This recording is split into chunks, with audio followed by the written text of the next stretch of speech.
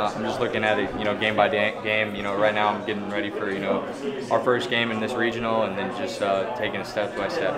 How hard is it to do that though? Oh, incredibly hard. It's playing ball.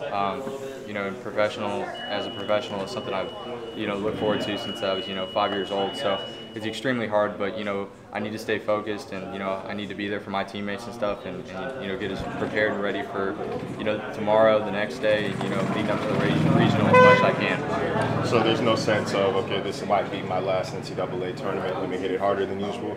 There's like always those thoughts in the back of the head, but I'm trying my best to just keep it the same way every day, like I had the past couple of years, is just going out there and just having fun and playing to the best of my abilities. Seth, Chris said that this team is the most motivated you guys have been in the last 2 years. Do you think that that's true, and why? 100%. I think through and through. I think our younger guys have matured over the course of the season. We've had some big obstacles we've had to overcome throughout the year, and I think they've learned a lot. And I think the maturity on this team is just incredible. What are your thoughts on having Vanderbilt and St. John's back in the regional? I was it was kind of funny. I felt like I was actually, when I was sitting in the chair watching, I felt like it was last year. I was like, wow, same teams and stuff, same setup.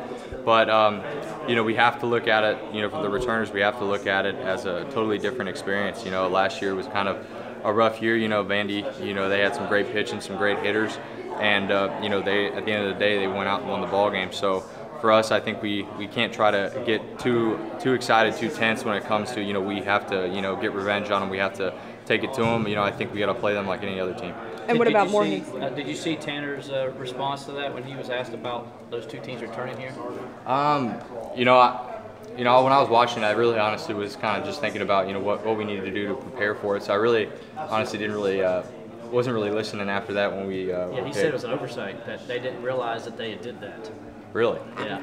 Well, I can't do anything to change that. My teammates can't do anything to change that. What we can do, though, is we can prepare every day leading up to the regional, and just go out there and play the best of our abilities. What about Morehead State? What do you know about them so far?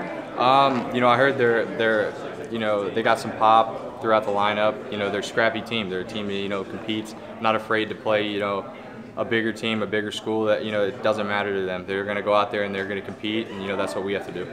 You saw how last weekend, how when you, Chris, and Logan are all on, you guys are almost untouchable. Do you think you guys are maybe, if you're really going, that you probably can play with anybody, or maybe the best big three in the country? I think when we're all going good and we're all not going good, I really believe that we can compete with anybody in the country. And obviously in this sport, it's really hard to get everything going at once and everything going your way. So you have to look at it that way. But at the end of the day, the only thing we can control is the confidence level going into the game. So for us, I think 1 through 9, I have full confidence and full trust in every single one of those guys in our lineup. And I know that even the guys on the bench, they're itching to get in. We're going to do anything we can to help our team win. How fun was that to watch, though, from your standpoint, when Logan and Chris were doing their thing and you were up there doing your thing? Oh, it was really cool. Talk about being part of a game and an inning like that. It's kind of crazy. It was just something you don't even think about at college level, let alone like little league. So for us, I think the coolest thing about the whole experience was, technically it was a game that had no meaning. And to see the guys, every single guy, no matter, what their stats were throughout the game, or, how many at-bats they had in that inning, they were giving it everything they had that bat. When you look at your own personal season, what are you the most proud of? Oh, that's a pretty good question. For me, my goals were, this year, honestly, to get to 20 bombs. That was something I didn't voice really much, to anybody, just kind of in the back of my head. So when I hit that 20th one, it was pretty cool, and that was something I look forward to. But, I think for me, it's just going out there and just trying to, stay composed and stay confident and not try to do too much. That's kind of what I look to going into this year that I had to learn from my sophomore year. When you saw Logan like 6 weeks ago, he said he changed his approach a little bit, kind of got out of his way. What did you notice about him these last few weeks and how he's kind of improved? I think he went back to who he was, and at the end of the day, that's what you got to do. I think anybody in the game of baseball, whether it's a pitcher, infielder, outfielder, no matter what, you face those obstacles when you have to go out there and you're trying to be somebody you're not. and then you got to find your way back to who you are and what you do and what makes you so great. And I think, you know, when guys finally figure that out and they get comfortable with who they are and what they did and why they're here, you know, why they were recruited here, I think that's when it's something special. Did he talk to you about any of that? Because you obviously went through it last year a little bit. You know, I think with us, you know, he's an extremely good hitter and stuff, and for the most part, unless someone asks me something, I'm going to stay out of their way, because, you know, I know what that feels like. But for me, he just looked like he was having fun. He started to look like he was having fun, and that's when it all started to click for him. And that's when I knew something was going to happen. I actually remember that BP before that game when he really started taking off, at Virginia. You know, he just looked like he was enjoying himself and he was having fun. And I remember that same feeling. All of a sudden, that, you know, stuff started clicking, and I was enjoying being out there. I was enjoying being out there with a bunch of great group of guys, and that's when stuff started clicking for me. What has Coach Lee's message been to the team in terms of just preparing for this regional? You know, I think yesterday, you know, we met after the selection show, and he just talked. He goes, you know, hey, we have to treat this like any other game, and you know, we can't, you know, point fingers. You know, this is, you know, the not fair. You know, we should have been here. We should have been. You know, we can't do that, because at the end of the day, we can't change anything. No matter what we do or what we say, we can't do anything about it. But what we can do is we can prepare to the best of our abilities. You know, we're in here doing bunt defenses, you know, working on the little things, because at the end of the day, you know, the farther you go, the closer the games get. So, you know, it's that little stuff, you know, like bunt defenses, you know, first and thirds, that kind of stuff that can dictate a game, you know, with two really competitive teams. Clemson hasn't made it to a super regional since 2010. Is that in the back of your mind all this week? You know, it's one of those things. You know, I've actually, you know, I've heard that, you know, for the past 3 years. You know, we haven't gotten to a super. So since 2010, you know, I heard that my freshman year, my sophomore year. So going into my, you know, junior year and going into this, you know, it's kind of just like, okay, well, we're going to play the best of our abilities, and if we get to a super, then I guess we could change that. I get, you know, knowing how difficult that atmosphere is over there, and you guys have a home field, but it's been since '09 since you've won a home regional. Mm-hmm. Is that surprising in that sense? You know, I just think, you know, sometimes you just get faced with adversity, and you play a team that's just hot. You know, that's kind of how it happens. Oklahoma State, when we played in my freshman year, you know, that their catcher, you know, wasn't batting as well as I'm sure he wanted to, but all of a sudden he showed. And that's the beautiful thing about playoff baseball. You know, things happen. Sometimes miracles happen. You know, teams that, you know, that aren't seeded to move on, and that's, you know, the love and hate relationship when it comes to postseason baseball. Did anything yesterday give you guys a chip on your shoulder? Any of that? You know, I think it's one of those things. You know, obviously you want to go out there and compete and show people, you know, how good we are and stuff. But the thing with that is you can't put too much pressure on yourself. So for us, it's like just keeping your head down and just going about our business and doing everything we can, you know, to make them, you know, understand, hey, you know, we're a good squad too. Y'all look, from our perspective, y'all look like you were pissed off a little bit. Yeah. I think some of that has to do with, you know, I think freshmen didn't know what to do. You know, guys are looking around like, I don't know what to do in this situation. Are we supposed to cheer, scream? You know, what's going on? But the way I saw it is, you know, this is the expectations of this program.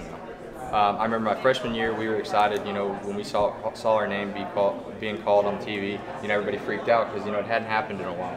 Sophomore year was kind of like, oh yeah, wow, that's cool. We were kind of shocked in that situation.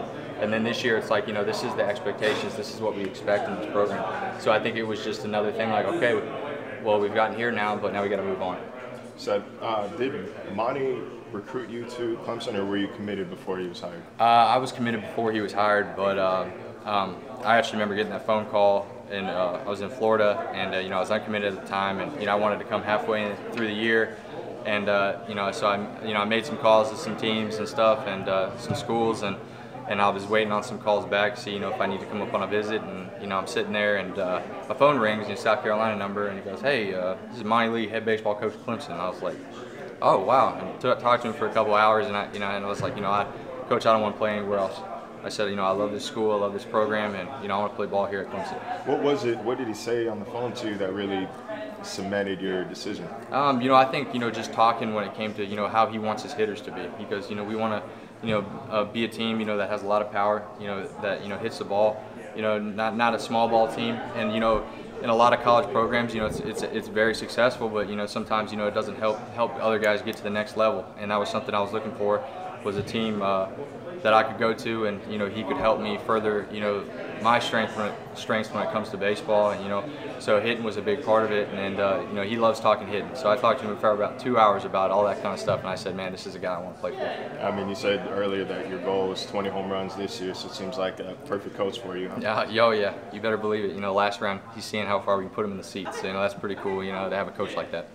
He was telling us that over the course of the season, there's been so many nights where he's heard you in the cages after hours. If you had to guess how many times you've done that this season, ballpark, what would that number be?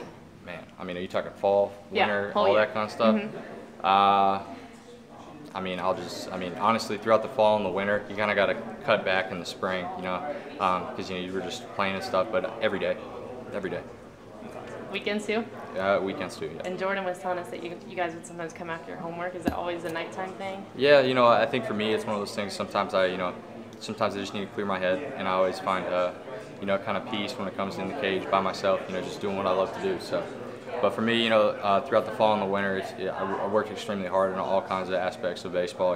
Whether it was picking balls out of the dirt at first base, or taking some swings in the cage. For me, I was there every day. What's your earliest memory of baseball? Earliest memory of baseball, I would have to say probably the first home run I hit when I was 9 years old. I remember hitting, and I was sprinting around the bases because I had no idea it went out. And I got to third base, and my third base coach said, "Oh, Seth, you hit it out. And I was like, and I remember, around at third base going, "Oh my gosh, like I gotta run just like A-Rod or one of those big time players at the time." So all of a sudden, it went from sprinting around the bases to, man, it took me about a minute and a half from third to home to get home. So that's probably one of the coolest memories. Was it over the right field ball? Yeah, it was actually. Yeah, right center. So it was something, I had no idea what it was like to do that. So I thought the ball was just in the gap somewhere, and I just had to run out as hard as I could. How's your relationship with Jordan been, or progressed since you guys have been going at it after hours? I think it's been big for me. I think we've grown relationship-wise. All the guys that came in with my class.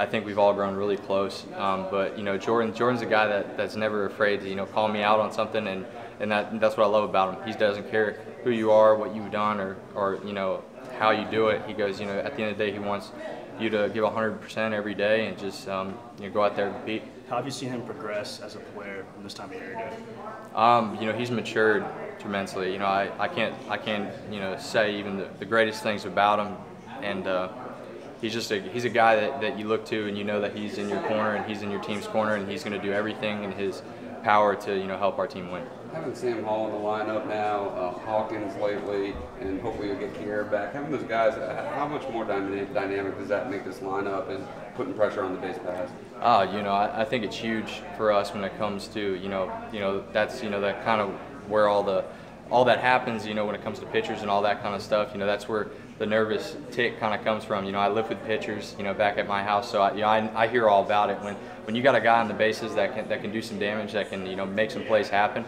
It can be a very stressful situation, and in some cases that can lead to a big inning. So I think that's huge for our team, and to have that that kind of force on the base paths. Thank you, Seth. Thank you.